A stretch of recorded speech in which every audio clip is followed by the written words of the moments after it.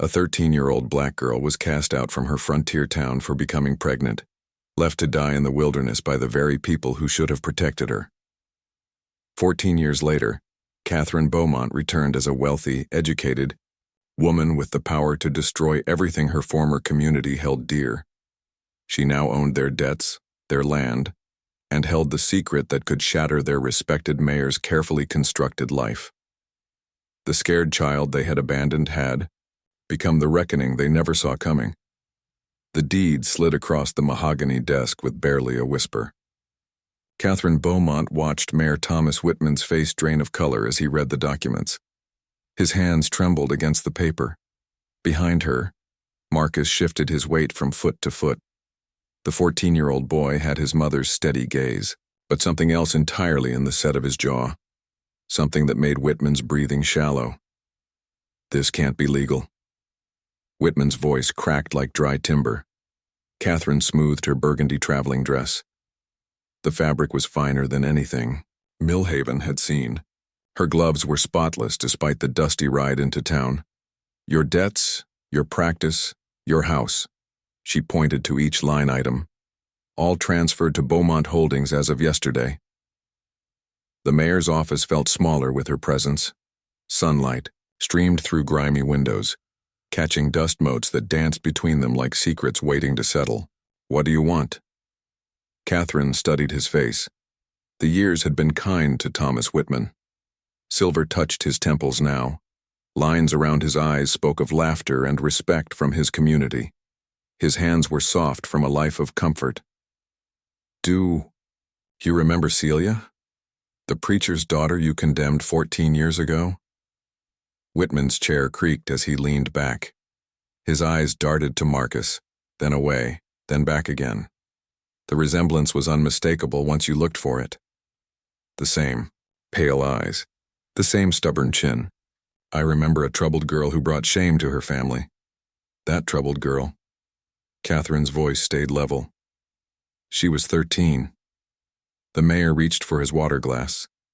His hand shook enough to ripple the surface. I'm going to tell this town exactly what kind of man leads them. Catherine stood, her movement fluid and deliberate. Unless you confess your crimes publicly by Sunday service, you can't prove anything. I don't need to prove what everyone will see for themselves. Marcus stepped forward.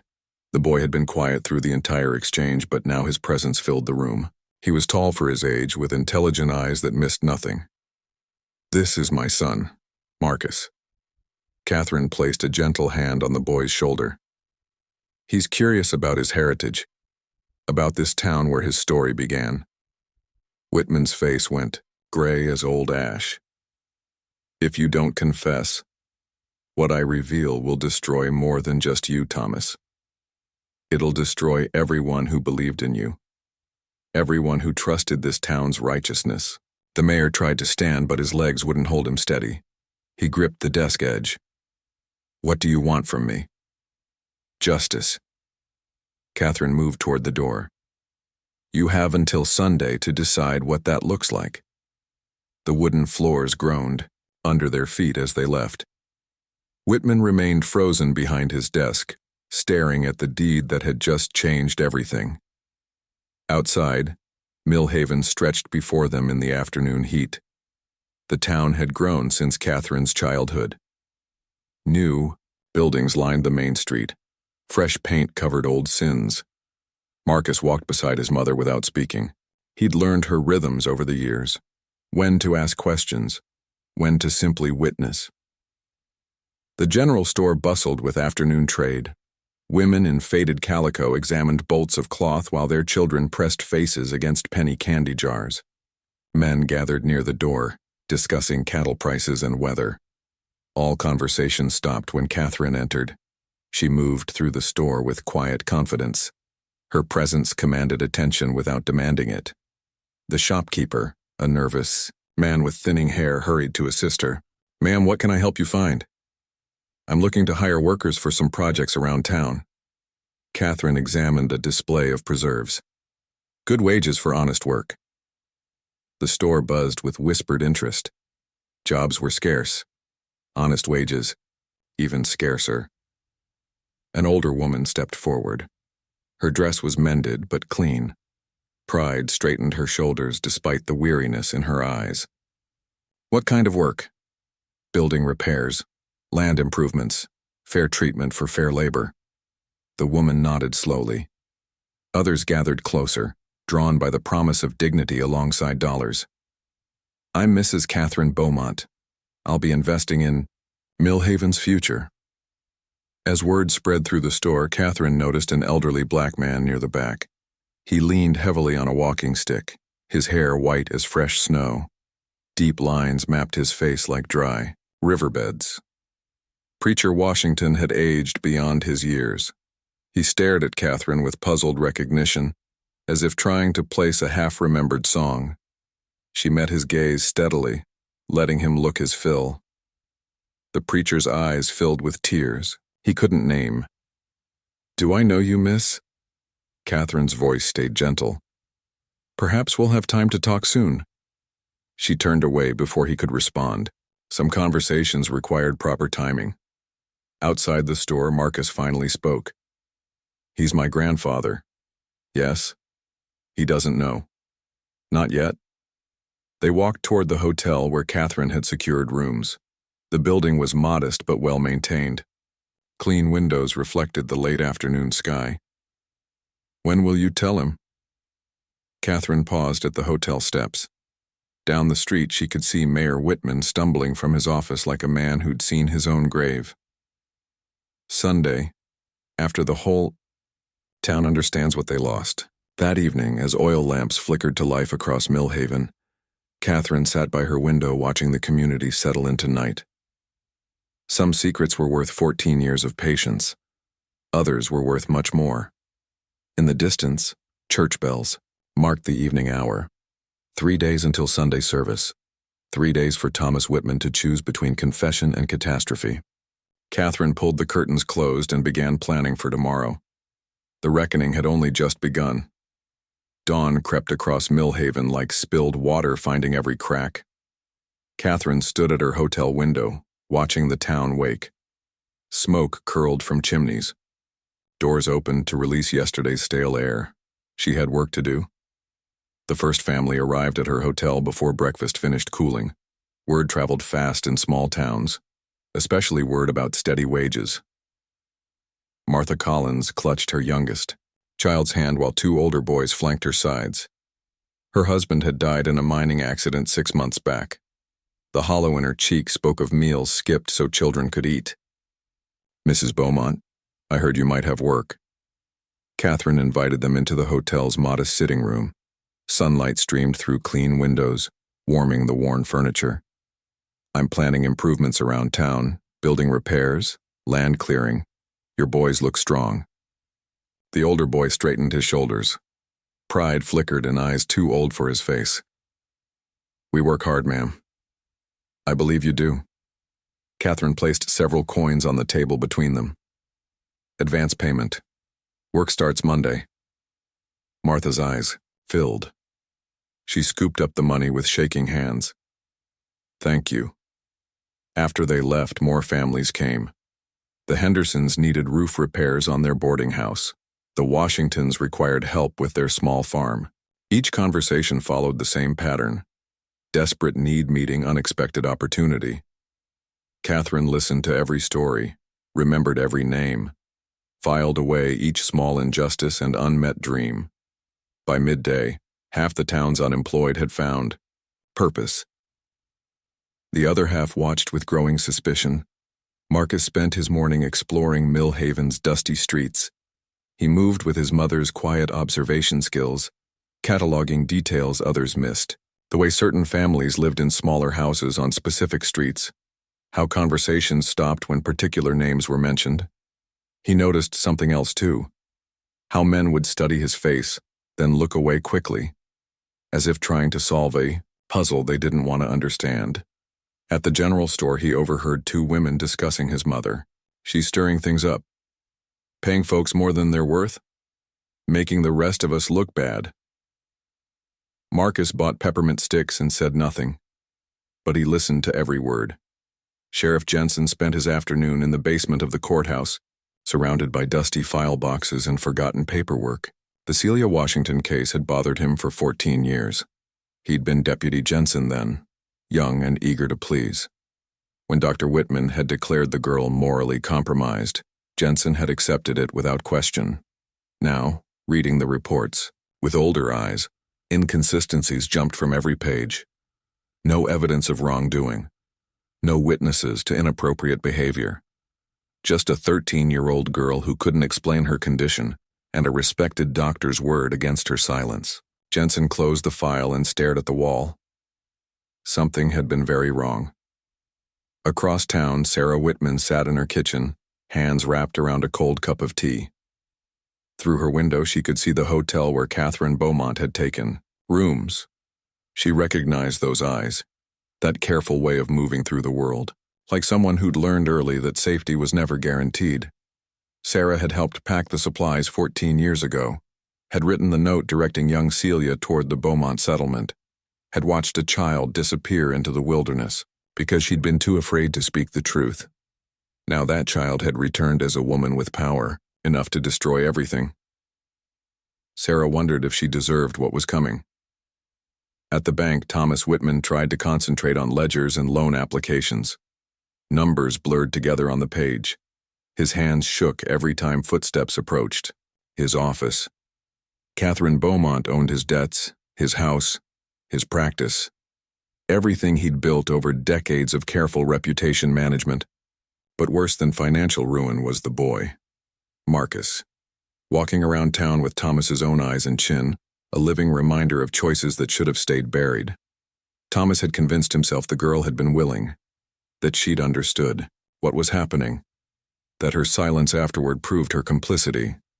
Now, seeing his features reflected in a 14-year-old face, those lies crumbled like old paper.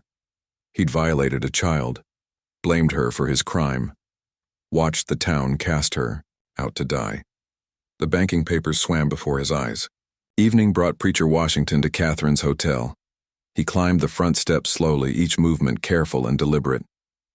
Age had bent his shoulders, but purpose straightened his spine. Catherine met him in the sitting room. Tea service waited on a small table between two chairs. "I keep thinking I know you." His voice carried the weight of years spent comforting the grieving. But the memory won't come clear. Sometimes the past visits us in pieces. Catherine poured tea with steady hands, until we're ready for the whole truth. They sat in comfortable silence. Outside, Millhaven settled into night. Oil lamps flickered in windows like scattered stars. "You're doing good work here." Preacher Washington sipped his tea, giving folks hope they'd forgotten how to carry. "Everyone deserves dignity in their labor." "Yes." He studied her face in the lamplight. "Everyone deserves justice, too."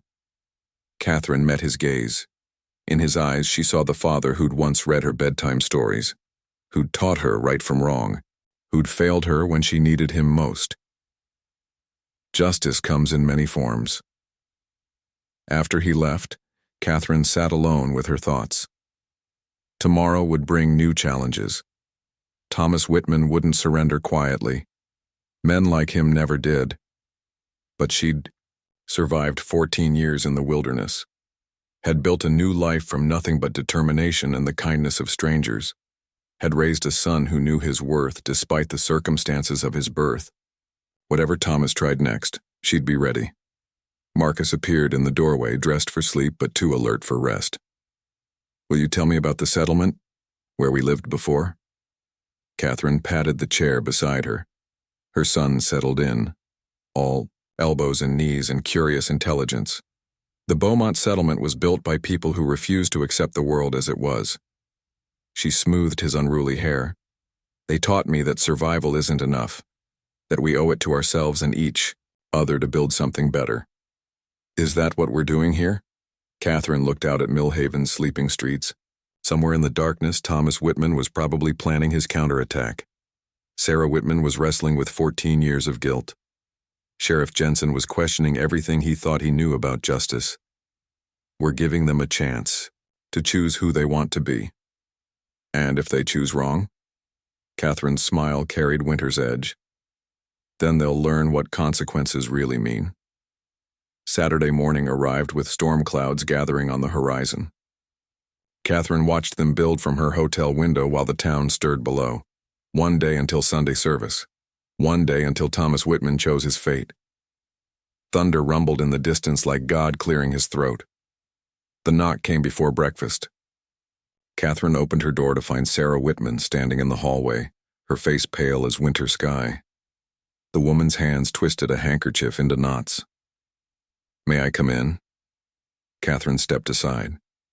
Sarah entered like someone walking into her own trial. They sat across from each other in the small sitting room. Sarah's breathing came shallow and quick. Her eyes darted everywhere except Catherine's face. "I know who you are." Catherine waited. Outside, the wind picked up, rattling windows and sending dust devils dancing down the street. "I helped you escape that night." Sarah's voice barely rose above a whisper. "I packed the supplies, wrote the note about the Beaumont settlement. I remember. I've thought about you every day for 14 years. Tears tracked down Sarah's cheeks. Wondered if you survived, prayed you found safety." Catherine studied the woman across from her. Sarah Whitman had aged poorly. Lines mapped her face like cracks in drought-hardened earth. Her hair had gone gray too early. Guilt was a hungry thing that devoured its host from within. "Why didn't you speak up for me then?" Sarah's hand stilled on the handkerchief. "Because I was a coward." The admission hung between them like smoke. But that's not the whole truth. Sarah lifted her chin, meeting Catherine's gaze for the first time. "I'd lost 3 babies by then, miscarriages. The doctor said I'd never carry a child to term." Catherine's expression didn't change, but something shifted in her posture, a slight leaning forward, an invitation to continue. "When I saw what Thomas had done to you, I couldn't bear to watch another child die." Sarah's voice grew stronger. "So I helped you escape. Then I started helping others." The room fell silent, except for wind scraping tree branches against the walls. Others? Girls who found themselves in trouble. Young women who needed to disappear before their situations became public knowledge. Sarah smoothed her skirt with trembling hands. "I've been running an underground network for 14 years, getting them to safe places. New starts." Catherine absorbed this revelation like earth soaking up rain. Sarah Whitman wasn't just a silent accomplice, she was both enabler and protector, both coward and hero. How many? 17 girls, all safe, all given chances to build new lives. And how many more suffered because you never exposed Thomas? Sarah flinched as if struck. "I don't know." The truth settled between them like dust after a storm. Sarah had saved 17 girls while allowing the man who endangered them to continue his predation unchecked. "I'm going to tell the truth tomorrow." Catherine's voice stayed level. "All of it." "I know." Sarah stood, her movements careful and deliberate. "I'll face whatever consequences come." After Sarah left, Catherine sat alone with the weight of moral complexity. Justice wasn't always clean. Sometimes heroes were cowards. Sometimes salvation came with a price paid by others. Marcus found her there an hour later, staring out at the gathering storm. "Mother?" Catherine turned. Her son's face carried questions too heavy for his 14 years. She told him everything. About Dr. Whitman, about the circumstances of his conception, about the town that cast out a child rather than confront an uncomfortable truth. Marcus listened without interruption. His face remained composed, but his hands clenched and unclenched in his lap. When she finished, silence stretched between them like a bridge neither wanted to cross. "He's my father." "Biologically, yes. But not really." Catherine reached for his hands, stilling their restless movement. "Family is built by choice and love, not by blood alone." Marcus nodded slowly. Outside, the first fat raindrops began, pelting the windows.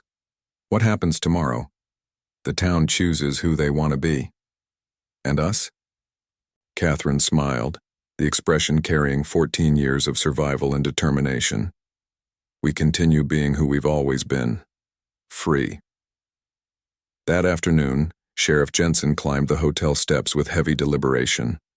Rain had started in earnest, turning Millhaven's dusty streets into muddy streams. Catherine received him in the lobby. Other guests huddled near the fireplace, driven inside by the storm's fury. Jensen removed his hat, water dripping from the brim. I know what happened 14 years ago. Do you? Enough. He rolled the hat brim between work-hardened fingers. I was young then. Didn't ask the right questions. Trusted authority instead of evidence. Catherine waited for him to continue. I want to arrest Thomas Whitman tonight, before tomorrow's service. No, Jensen's eyebrows rose. Ma'am? The town needs to choose. They need to see who they've been following, who they've trusted with their moral guidance. And if they choose to protect him?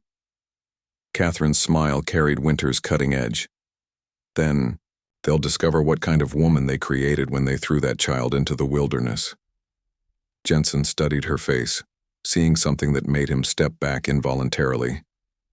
Yes, ma'am. Evening brought the storm's full fury. Lightning split the sky like cracks in a mirror. Thunder shook the hotel's foundation. Rain hammered the roof with fists of water. Catherine stood at her window, watching nature's violence paint the night in stark white flashes. Somewhere in this storm-lashed town, Thomas Whitman was making his final preparations, choosing between confession and catastrophe. Sarah Whitman was probably praying for forgiveness she didn't deserve. Preacher Washington was preparing Sunday's sermon, unaware his lost daughter sat 1 mile away. Sheriff Jensen was cleaning his badge and questioning 14 years of assumptions. And Marcus was sleeping the deep sleep of youth, secure in the knowledge that tomorrow would bring truth whatever its cost. Catherine pressed her palm against the cool glass. The storm raged outside, but inside she felt the calm that came with absolute certainty. She'd survived abandonment, wilderness, and the slow work of rebuilding a life from nothing. She'd raised a son to know his worth. She'd built power enough to purchase justice. Tomorrow, Millhaven would face its reckoning. The only question was whether they'd choose redemption or destruction. Lightning illuminated her reflection in the window. A woman transformed by fire and time into something harder than the iron rails that brought civilization west. The scared child they'd thrown away had become the judgment they never saw coming. Thunder rolled across the prairie like the voice of God announcing the end of one story and the beginning of another. Catherine smiled and went to bed. Tomorrow would bring Sunday, service, and with it, the truth that would either save Millhaven or bury it beneath the weight of its own hypocrisy. Either way, justice would finally have its day. Sunday morning dawned clear and sharp after the storm. Puddles reflected the church steeple like broken mirrors scattered across Millhaven's muddy streets. Catherine dressed with deliberate care, choosing a simple blue dress that spoke of dignity without ostentation. Marcus stood beside her, tall and serious in his Sunday best. His resemblance to Thomas Whitman would be undeniable in the church's revealing light. They walked through town as bells called the faithful to worship. Heads turned, whispers followed in their wake like dust kicked up by wagon wheels. The church overflowed with bodies and expectation, every pew packed tight, standing room claimed, by those who sensed something momentous approaching. Catherine and Marcus took seats in the back, but their presence commanded the room's attention. Thomas Whitman sat in the front row with Sarah beside him. His shoulders curved inward like a man bracing for impact. Sarah stared at her folded hands, lips moving in silent prayer. Preacher Washington climbed to the pulpit with careful steps. His sermon notes trembled in arthritic fingers. He began speaking about forgiveness and redemption, but his eyes kept finding Catherine's face in the crowd. Halfway through his message, Catherine rose. The sanctuary fell silent as death. She moved down the center aisle with measured grace. Her footsteps echoed off wooden floors that had witnessed decades of confessions, celebrations, and sorrows. At the front of the church, she turned to face the congregation, every eye fixed on her like compass needles finding north. 14 years ago, you cast out a child because you believed in a lie. Her voice carried to every corner without strain. Today, I want to give you the chance to choose truth. Murmurs rippled through the pews. Recognition dawned on faces throughout the crowd. My name is Catherine Beaumont, but I was born Celia Washington. The words hit the congregation like a physical blow. Gasps and exclamations erupted from shocked throats. In the front pew, Thomas Whitman's face went white as church linen. Preacher Washington gripped the pulpit edge. Celia? His daughter nodded once. The gesture broke something inside the old man's chest. He aged 10 years in a single breath. You banished a 13-year-old girl to protect your community's moral standing. Catherine's gaze swept the assembled faces. You chose comfort over justice, reputation over truth. Before she could continue, Thomas Whitman struggled to his feet. His movement drew every eye like a magnet pulling iron filings. I have something to say. Catherine stepped aside, allowing him the floor. This was his moment to choose redemption or damnation. Whitman faced the congregation with shaking hands. Sweat beaded on his forehead despite the morning cool.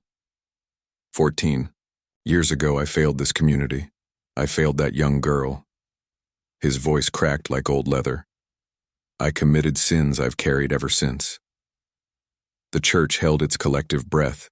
Celia Washington and I had inappropriate relations. It was wrong, it was sinful, but we were both caught up in something neither of us fully understood.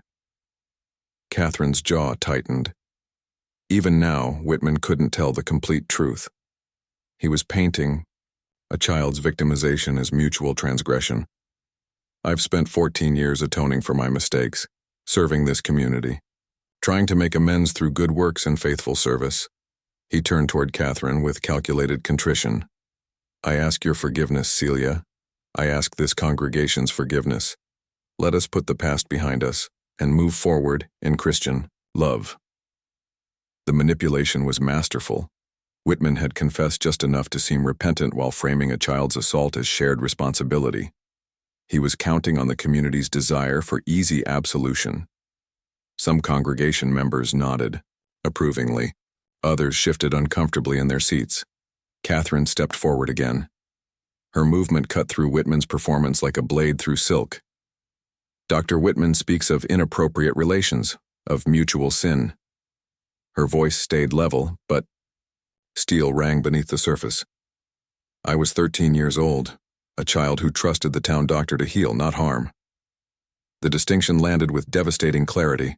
Murmurs turned to gasps as the full horror became apparent. Marcus moved to stand beside his mother. The boy's presence beside Catherine, his unmistakable resemblance to Whitman, told the story more powerfully than any words. This is my son, Marcus. Born from that crime you're so eager to forgive and forget. The congregation erupted, voices raised in shock, anger, and denial. Some called for Whitman's immediate punishment. Others demanded proof. A few began leaving, unable to face the shattering of their moral certainty. Sheriff Jensen stood from his pew, hand resting on his badge. He'd heard enough to justify arrest, but Catherine raised her hand, stopping his advance. The crowd slowly quieted, waiting for her next words. You have a choice today. Same choice you had 14 years ago. Catherine's gaze moved from face to face. You can choose truth and justice, or you can choose comfortable lies. The church split visibly. Some families rose and approached Catherine with tears and apologies. Others sat rigid in their pews, clinging to familiar narratives. Preacher Washington descended from the pulpit on unsteady legs. He stopped before his daughter, this woman who'd survived abandonment and built strength from nothing. Can you forgive an old fool who failed you when you needed him most? Catherine studied her father's face, saw genuine remorse. There, and the crushing weight of 14 years' guilt. We'll see. The honest answer carried more grace than false absolution. As families continued choosing sides, Sheriff Jensen approached with handcuffs ready. The time for talking had passed. Justice demanded action, but Catherine placed her hand on his arm, stopping the arrest. Let him go. Jensen's eyebrows rose. Ma'am? He has to live with what he is. That's punishment enough. Thomas Whitman stared at her with confusion and desperate gratitude. He'd expected destruction, not mercy. Why? Marcus asked quietly. Catherine watched her father's broken figure moving through the crowd of people still choosing their sides. Some offered comfort. Others turned away. The community would never be the same. Because mercy is the only thing they can never take away from us. As they prepared to leave the church, Catherine added quietly, almost to herself, "And he knows I can always change my mind." Outside, Millhaven stretched before them under clear sky. The storm had passed, leaving the air clean and possibilities wide open. Some townspeople followed, ready to build something better. Others remained inside, nursing wounded certainties. Catherine and Marcus walked toward their future, leaving the past finally buried where it belonged. And that is all to the story for now. Please let me know where you are tuning in from. Perhaps we will create a story there. Consider liking this video and subscribing to our channel, and if you enjoy our content, click this video on your screen. I promise you it's worth watching. See you tomorrow.